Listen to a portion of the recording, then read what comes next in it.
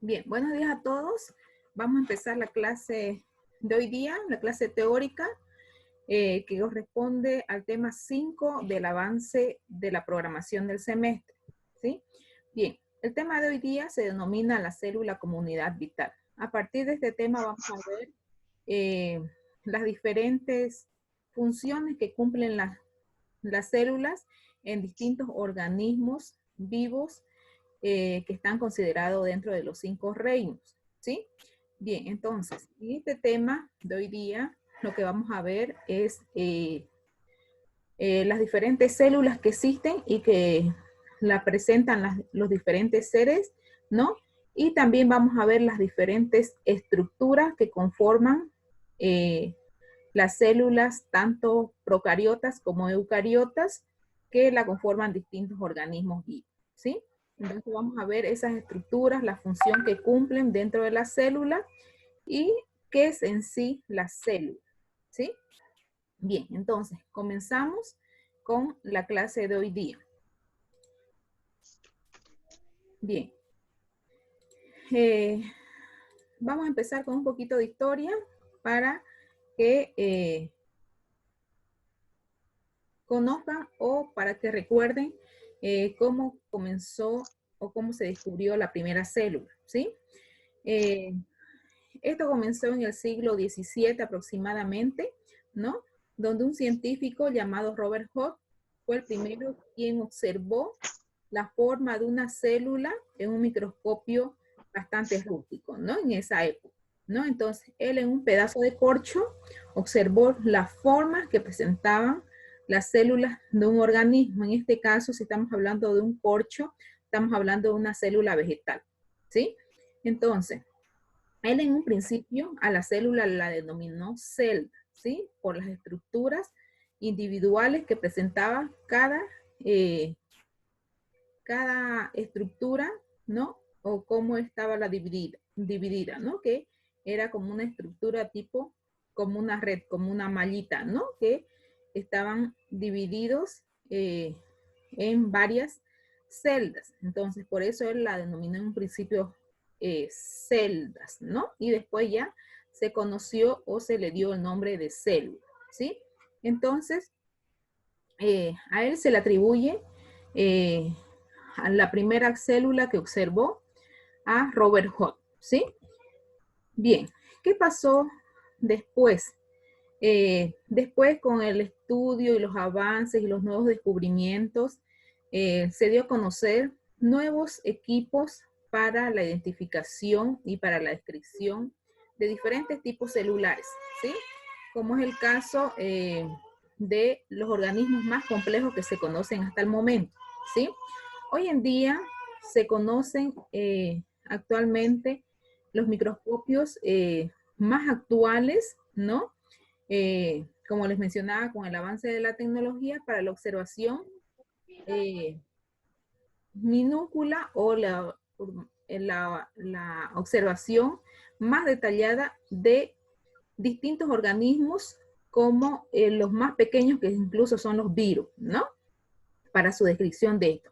Entonces, en la actualidad, los microscopios más sofisticados, ¿no? Según el avance de la tecnología, viene a ser el microscopio óptico, que es el microscopio que ustedes utilizan en laboratorio, ¿no?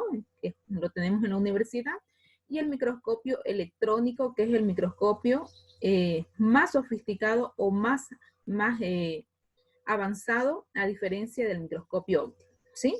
Entonces, les voy a explicar un poquito sobre estos dos equipos que sirven para la observación de diferentes microorganismos, ¿no? Si estamos hablando de microorganismos, estamos hablando de diminutos que no podemos observar de vista. Por favor, dale encendido su micrófono para que no haya, para que se escuche mejor.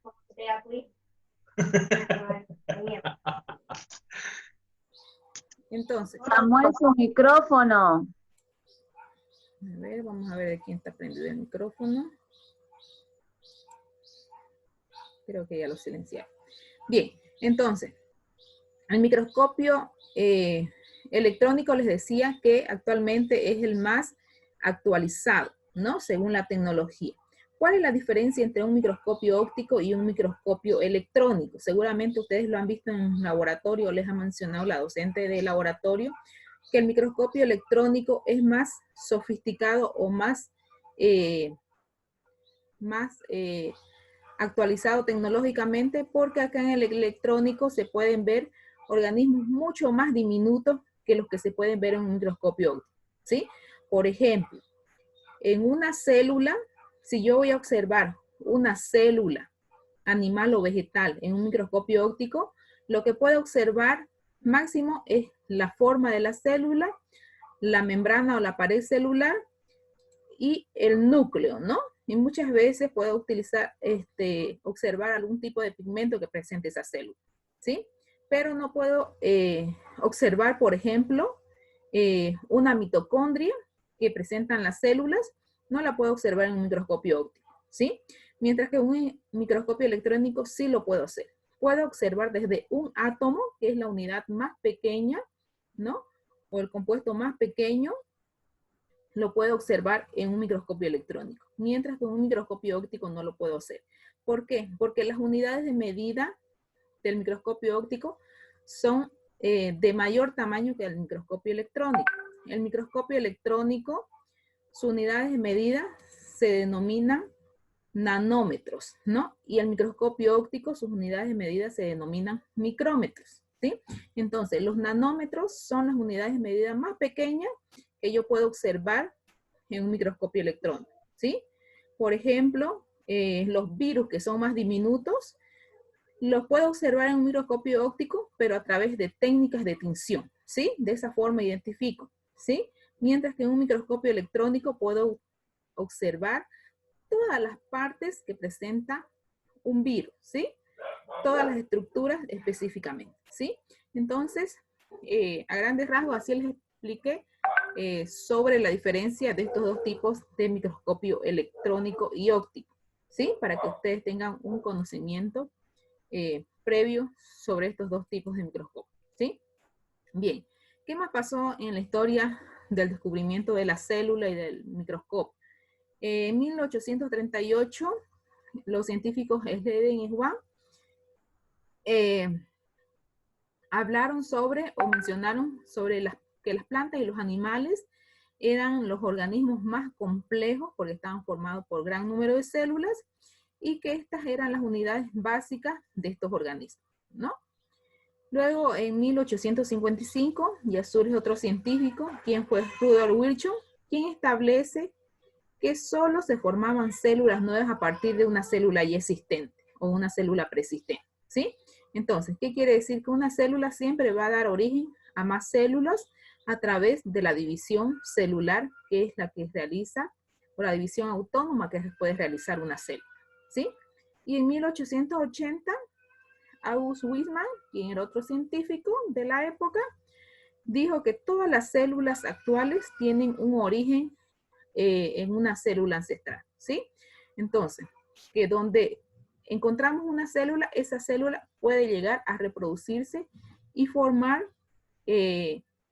organismos, ya sea unicelulares o pluricelulares, que son los que se conocen actualmente, ¿verdad?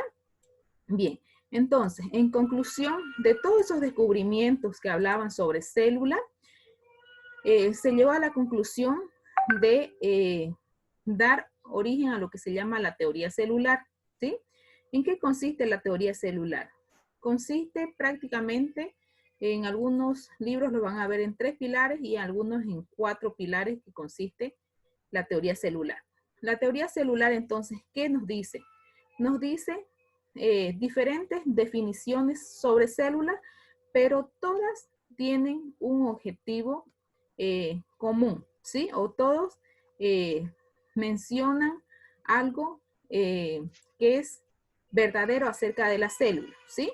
Por ejemplo, en el primer pilar dice que todos los organismos, todos los seres vivos están formados por una o más células, ¿sí? Lo que sabemos que es cierto porque hay organismos unicelulares que están conformados por una sola célula, como es el caso de las bacterias, por ejemplo, y hay organismos multicelulares o pluricelulares que están conformados por más de una célula, ¿sí? Tal es el caso del ser humano, de los animales, de las plantas, ¿verdad? En el segundo pilar de esta teoría dice que la célula es la unidad más pequeña que tiene vida propia y es la unidad anatómica fisiológica de cada célula, ¿sí?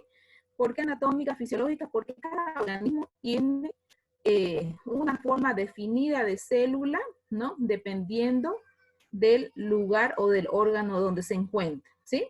Y realiza un proceso fisiológico autónomo donde ella se puede desarrollar autónomamente, ¿sí? El tercer pilar dice que toda la célula procede de una preexistente, como les mencionaba anteriormente, donde hay una célula, esa célula se puede dividir y formar nuevos organismos, ¿no? Como es el caso de las bacterias, por ejemplo. Y el cuarto pilar de esta teoría celular dice que el material hereditario pasa de una célula madre a las células hijas, ¿sí? Y es lo que conocemos como el material genético que nos heredan nuestros progenitores o que nosotros heredamos a nuestra descendencia, ¿sí? Entonces, ese material genético se encuentra dentro de una célula, ¿no? Entonces, cualquiera de esas definiciones acerca de células es una definición aceptada de lo que se conoce como célula, ¿sí? Bien, ¿qué tipo de células se conocen generalmente? Están las células eucariotes o eucariontes y están las células procariontes. ¿Cuál es la diferencia entre estos dos tipos de células? Las células eucariontes vienen a ser células que presentan un núcleo definido, ¿sí? ¿Qué quiere decir un núcleo definido? Que el núcleo es el que alberga el material genético en este tipo de células eucariotas. Y las procariontes son células que no tienen núcleo para almacenar el material genético, ¿sí? El ADN o el ARN. Entonces, las eucariontes la presentan, fíjense, la mayoría de los reinos, ¿sí? Recordemos que existen 5 reinos vivos, ¿verdad? De seres vivos, que es el reino animal, el reino vegetal, el reino fungi, que es el reino de los hongos, y el reino de los protozoos o protistas, ¿sí? Todos estos 4 reinos presentan este tipo de células, con núcleo para almacenar el material genético. Mientras que las células procariontes son células que no tienen núcleo para almacenar el material genético. ¿Quiénes la presentan este tipo de células? Solamente las bacterias, ¿sí? Bien, entonces, estos son los 2 tipos de células que se conocen generalmente, las procariontes y las eucariontes.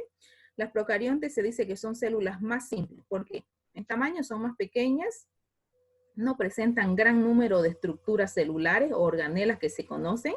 Las organelas son las que ustedes las han escuchado nombrar, como las mitocondrias, los retículos endoplasmáticos, el aparato de Golgi, etc., ¿no? Estas células procariotas son más básicas, se pueden decir, son más simples a diferencia de unas células eucariotas que están conformadas por mayor cantidad de estructura celular, ¿sí? ¿Cuál es otra diferencia? Son más pequeñas en tamaño, son más primitivas porque se dice que surgieron primero las células o los organismos procariotes y luego evolucionaron o surgieron los organismos que presentan las células eucariotas, ¿sí? Entonces hay diferencias entre estas células y estas de acá, ¿sí? Si hablamos solamente de células eucariotas, vamos a hablar de células como es el caso de las células animales y las vegetales, por ejemplo. Ambas son células eucariontes, pero tienen diferencias, ¿sí? Por ejemplo, la célula vegetal presenta cloroplasto, que es el pigmento verde, o la clorofila, que es característico de todas las plantas, ¿no? Por eso todas las plantas son generalmente de color verde, ¿sí? Las células animales no presentan cloroplasto, porque si lo presentaran prácticamente los animales y las personas, que son los que poseemos estas células, fuéramos de color verde, igual que las plantas, ¿sí? Entonces, esa es una gran diferencia entre estos 2 tipos de células. Bien, entonces, solamente para mencionarle y mostrarle la diferencia entre una célula animal y una célula vegetal. Las células vegetales tienen pared celular, las células animales no presentan pared celular, ¿no? Los plastos son los pigmentos que les mencionaba anteriormente, que presentan las plantas, el pigmento, y las células animales no lo tienen. Las plantas también poseen vacuolas de gran tamaño y los animales o las células animales presentan vacuolas pero de diminuto tamaño, ¿no? Y las células vegetales presentan una forma poliédrica, ¿sí? Una forma alargada y con lados semejantes o muy iguales, ¿no? Mientras que las células animales presentan una forma de célula casi esférica, ¿sí? Entonces, las células animales, pero las células vegetales no presentan centriolos, por ejemplo, que presentan las células animales, y los lisosomas tampoco no lo presentan, ¿no? Entonces, hay estructuras propias de las células vegetales y hay estructuras propias de las células animales que también podemos ver la diferencia de cada una, ¿sí? Bien. En sí, ¿qué viene a ser una célula procarionte? El término procarionte deriva del griego pro, que quiere decir antes, y carión, que quiere decir núcleo, ¿sí? Entonces, se dice que las células procariontes son células que surgieron antes del núcleo, ¿no? Por eso esa terminología, procarionte. Son células sin núcleo. ¿Qué más? ¿Qué otras características presentan estas células procariontes? Estructuralmente son más simples y más pequeñas, como les mencionaba. Están delimitadas por una membrana plasmática que contiene unas imaginaciones que vienen a ser unas laminillas, o mesosomas, que son las que dan firmeza a esa membrana plasmática. Por fuera de la membrana están rodeadas por una pared celular que les brinda protección. En el interior de la célula se denomina un citoplasma, que es el centro donde se encuentran el nucleoide o el material genético y otras estructuras celulares bastante básicas. En el citoplasma también hay ribosomas, que son estructuras que producen o que proporcionan energía a la célula. Y también las células procariotas pueden tener distintas estructuras que le permiten la locomoción o el movimiento autónomo, como es el caso de los cilios y los flagelos, que son como unas colitas o unas estructuras como unas fibras que le permiten el movimiento autónomo a esta célula, ¿no? Bien, ¿qué forma tiene una célula procariota? Así como la forma de una bacteria, ¿sí? Fíjense, puede tener una forma ovalada o puede tener una forma esférica, ¿no? Y presenta todas las estructuras celulares. Tenemos la pared celular, más hacia el interior está la membrana celular, están los citoplasmas, están los ribosomas, está el material genético, fíjense, disperso, no hay un núcleo para albergar al material genético. En algunos casos presenta una cápsula, ¿no? Y también presenta el flagelo, fíjense, que es esta colita que les mencionaba, que el movimiento de esta colita les hace tener un movimiento autónomo, ¿no? Como un espermatozoide, ¿sí? Este flagelo se mueve y hace que la bacteria o que la célula procariota tenga un movimiento autónomo, ¿sí? Entonces, todas esas estructuras puede presentar una célula procariota. Entonces, los componentes de una célula procariota vienen a ser la membrana plasmática, la pared celular, el citoplasma, el nucleoide, los plásmidos, los ribosomas, los flagelos y la cápsula, ¿no? Todas estas estructuras las utilizan las células para tener estabilidad, ¿sí? La membrana celular, por ejemplo, es la que cubre o recubre toda la célula, ¿no? La pared celular las pueden tener algunos tipos de células procariotas o algunas bacterias, como no las pueden tener, ¿sí? Eso depende de la especie de la bacteria, ¿sí? El citoplasma es una sustancia rica en agua y que encierra la membrana y es donde se incrustan las demás estructuras celulares. Luego está el nucleoide, que es un compuesto químico complejo donde el ADN contiene toda la información necesaria, ¿no? Los plásmidos son otras estructuras, ¿no? Que conforman fragmentos de ADN de formas circulares y pequeños, que lo encontramos también dentro de la célula procariota. Luego están los ribosomas, que contienen la información necesaria y además producen proteínas. Luego están los flagelos, que son apéndices largos o esas colitas que les mostraba, que les dan un movimiento autónomo a estas células. Y las cápsulas, que también pueden ser opcionales y que las pueden presentar algunas células procariotas o algunas bacterias y que las utilizan para invernación o cuando estas células están inactivas metabólicamente, ¿sí? Entonces, todas esas estructuras son las que presentan una célula procariota. Según la morfología bacteriana, las bacterias adoptan diferentes formas, como es el caso de los cocos, por ejemplo, que tienen una forma circular. Están los estreptococos, que son cocos que adoptan la forma como de un collar de perlas, así. Luego están los bacilos, que tienen una forma más alargada. Los vibrios, que tienen una forma como ortográfica. O los espirilos, que tienen la forma como de un espiral, ¿no? Entonces, estas son las formas generalmente más abundantes que se encuentran de bacterias en diferentes ambientes, ¿no? Entonces, la morfología bacteriana viene a ser la forma que llegan a adoptar las bacterias, ¿no? Pero hay muchas más formas de las bacterias. Estas son generalmente las más abundantes. Bien, vamos con las células eucariontes. ¿Quiénes las presentan estas células? Las presentan los organismos más complejos. ¿Como cuáles? Los animales, los vegetales, los hongos y los protozoarios, ¿no? O los organismos que están dentro del reino protista, ¿sí? ¿De dónde deriva la terminología eucarionte? Deriva de la palabra o del griego eu, que quiere decir verdadero, y carión, que es núcleo, ¿no? Entonces, eucarionte significa núcleo verdadero, ¿sí? Entonces, son células que presentan un núcleo para almacenar el material genético o el ADN. ¿Qué otras características presenta esta célula? Tiene un modelo de organización más compleja, a diferencia de las procariotas.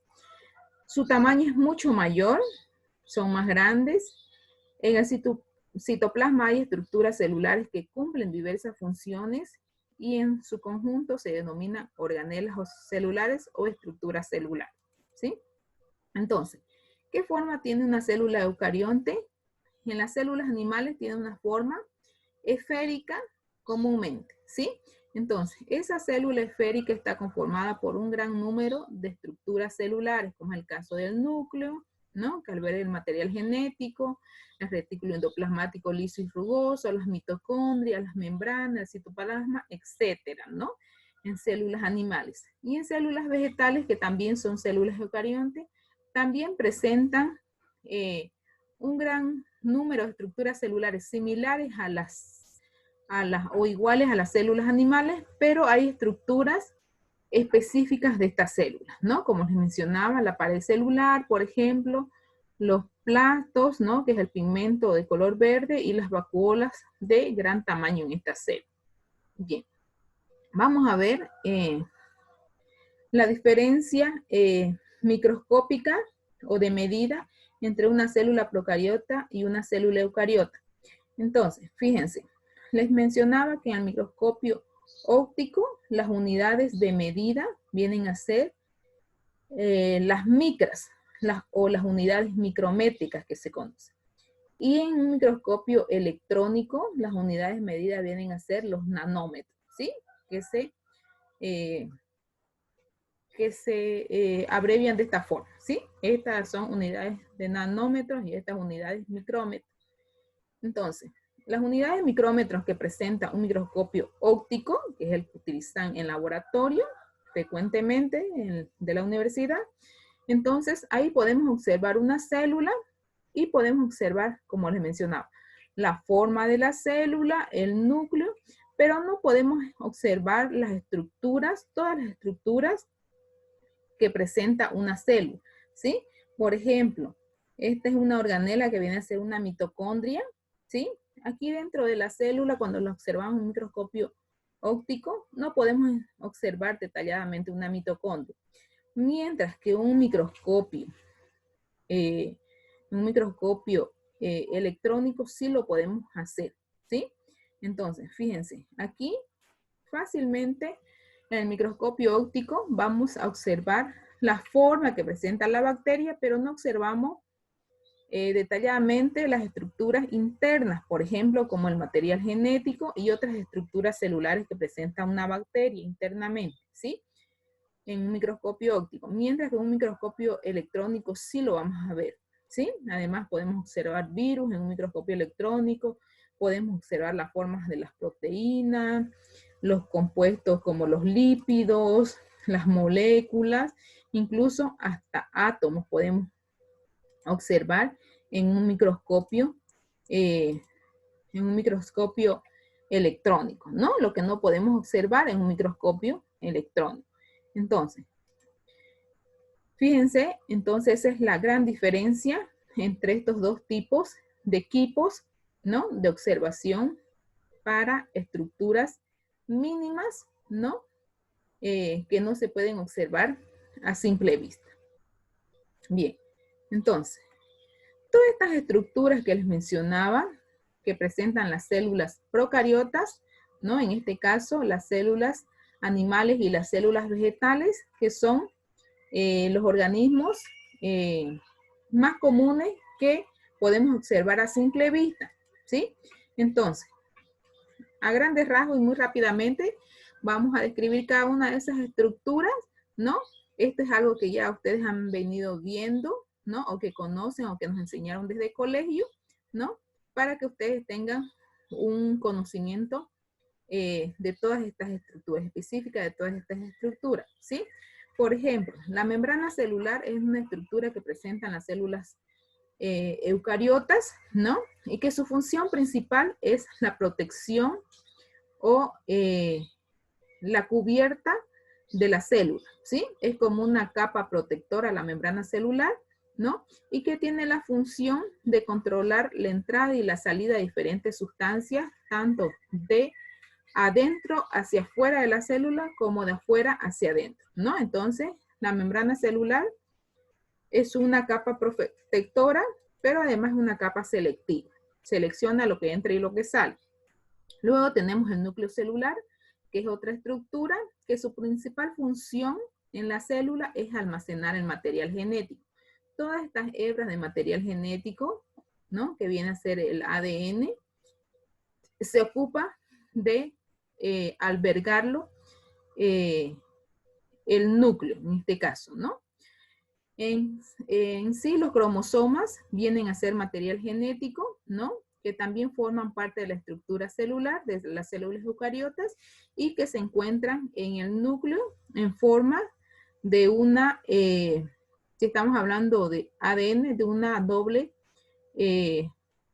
hélice o una doble línea de material genético, ¿no? Y que lo conocemos como los cromosomas, ¿sí? Otra estructura que presentan las células eucariotas vienen a ser el retículo endoplasmático, ¿sí? Hay de dos tipos en las células eucariotas. Tanto es el caso del retículo endoplasmático liso y el retículo endoplasmático rugoso, ¿sí?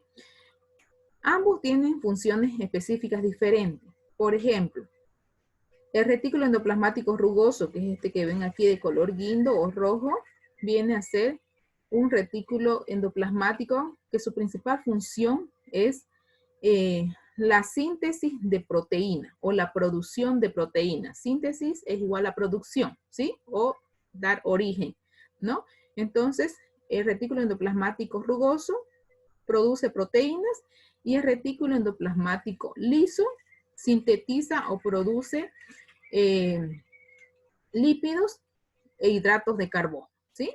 O sustancias grasas, por ejemplo, ¿no? Entonces, esa es la función específica de cada uno de estos tejidos, de estas estructuras celulares, ¿sí? Otras estructuras vienen a ser el complejo de Golgi, que también lo presentan las células eucariotas. ¿Cuál es la función específica de este complejo de Golgi o aparato de Golgi? También es denominado. Este complejo de Golgi recibe tanto las sustancias producidas por el retículo endoplasmático liso y rugoso y las empaqueta o las encapsula para ver qué cantidad necesita la célula, ¿sí? Entonces los empaqueta y el exceso o lo que no va a utilizar la célula prácticamente lo expulsa, ¿no? A un medio externo. Entonces, este complejo aparato de Golgi hace la función o cumple la función de almacenar o empaquetar tanto las proteínas, los lípidos, los hidratos de carbono que son producidos por los retículos endoplasmáticos liso y rugoso, ¿sí? Esa es su función específica. Luego están los lisosomas. ¿Qué son los lisosomas? Son un tipo especial de vesículas. Vesículas son estas estructuras, ¿no? Que produce el aparato de Golgi específicamente y que contienen en su interior enzimas, por ejemplo, que luego la degradan en forma de moléculas orgánicas y que este proceso se denomina, por ejemplo, digestión celular, ¿sí? Entonces, esa es la función de estos lisosomas que son producidos o son los empaquetamientos que producen el aparato de Golgi, ¿no? Otras estructuras celulares bastante comunes en las células eucariotas vienen a ser las mitocondrias. Las mitocondrias tienen una forma ovalada, ¿no? Como de una haba, ¿no? Y tiene una estructura de una membrana externa lisa y una membrana externa con invaginaciones o así, con tipo, como unas estructuras tipo espiral, ¿no? En su interior, donde contienen material genético y otras estructuras para realizar la función específica de producción de energía y además la respiración celular, ¿no? Entonces, específicamente esa es la función de la membrana de las mitocondrias. Luego están los cloroplastos, que los cloroplastos son los pigmentos de color verde que presentan solamente las células vegetales, ¿no? Y su principal función es producir la clorofila o el pigmento verde en los vegetales, ¿sí? Entonces, a eso se denominan cloroplastos. Luego están las vacuolas, que las vacuolas tienen la principal función de almacenamiento de sustancias. ¿Qué pueden almacenar las vacuolas? Azúcares, aguas, hidratos de carbono, ¿no? Almacenan como una sustancia de reserva para la célula. Luego están los ribosomas, que estos ribosomas son unas estructuras esféricas, ¿no? Que lo presentan las células y que su principal función de los ribosomas es producir proteínas o síntesis de proteínas, ¿no? Entonces, esa es la función específica de los ribosomas. Luego están el citoesqueleto. El citoesqueleto es una estructura primordial que presenta la membrana celular para dar estabilidad a las estructuras que se encuentran incrustadas dentro de la célula, ¿no? Entonces, este citoesqueleto es el que le da rigidez o firmeza a la célula. Luego están los centriolos, que su función principal de los centriolos es participar en la división celular. Una vez cuando la célula ya ha llegado a su madurez, por ejemplo, se va a llegar a dividir. Entonces, esta división la realizan los centriolos o son los encargados principales de realizar la división celular, ¿sí? La pared celular en las células procariotas pueden contener una doble membrana para darle mayor estabilidad a esa célula, ¿no? Esto pasa en algunos casos, algunas bacterias que son resistentes, por ejemplo, son las células que tienen una pared celular, ¿no? Y en las células eucariontes también presentan paredes celulares, pero solamente las células denominadas células vegetales, ¿sí? Entonces esas células están compuestas, esa pared celular, por tres estructuras: la lámina media, la pared celular y la pared plasmática, por ejemplo, que son las estructuras que dan rigidez o dureza a esa célula. Bien, según la morfología celular o las formas que presentan las células pueden ser de diferentes formas dependiendo del órgano donde encontremos a la célula. Por ejemplo, están las células redondas que nos encontramos en los óvulos, las células elípticas que podemos encontrar en una bacteria, por ejemplo, o en una diatomea que viene a ser una alga. Están las células fusiformes, que son las células que encontramos en los músculos. Están las células estrelladas, que son las células que encontramos en el cerebro. Las células plasmáticas que encontramos en los intestinos, por ejemplo. Las células aplanadas que encontramos en el torrente sanguíneo, como son el caso de los eritrocitos, ¿no? Y así hay diferentes tipos de células que podemos observar dependiendo del órgano o estructura donde se encuentre, ¿no? Entonces, bien, entonces de esta forma las células las pueden presentar